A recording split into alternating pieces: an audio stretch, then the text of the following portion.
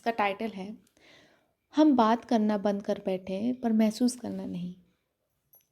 ये कहानी दोस्त की नहीं है, ये कहानी एक लड़के या लड़की की नहीं है जो कभी ऑफिशियली साथ नहीं थे, लेकिन कभी सिर्फ दोस्त भी नहीं थे।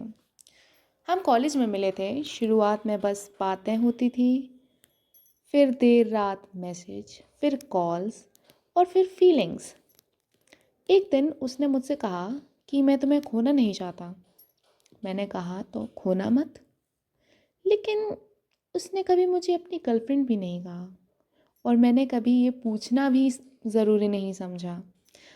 हम कपल्स जैसे थे, बस नाम के बिना। धीरे धीरे उसके रिप्लाईज लेट होने लगे, मिलने के प्लान कैंसिल होने लगे। वो कहता कि मैं थोड़ा बिज़ी हूँ। एक रात मैंने उससे पूछा, क्या मैंने कुछ गलत किया है? उसने कहा, नहीं, मुझे बस थोड़ा स्पेस चाहिए। उसके बाद उसने बात करनी बंद कर दी। उसने मुझे ब्लॉक भी नहीं किया, लड़ा भी नहीं, बस गायब हो गया। मैंने पूछना मैं पूछना चाहती थी कि ऐसा क्यों, पर मुझे डर था कि कहीं मैं डेस्परेट ना लग जाऊं। तो मैंने भी कुछ नहीं कहा, मैं भी चुप हो गई। 3 साल बाद मैंने उसे फिर देखा।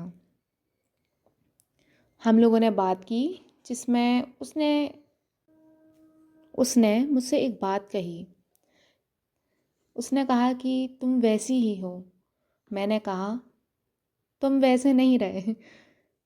हम हंसे, हमने और भी बात की, लेकिन वो हंसी के पीछे इतनी फीलिंग्स थी जो अभी भी दर्द महसूस कर सकती थी।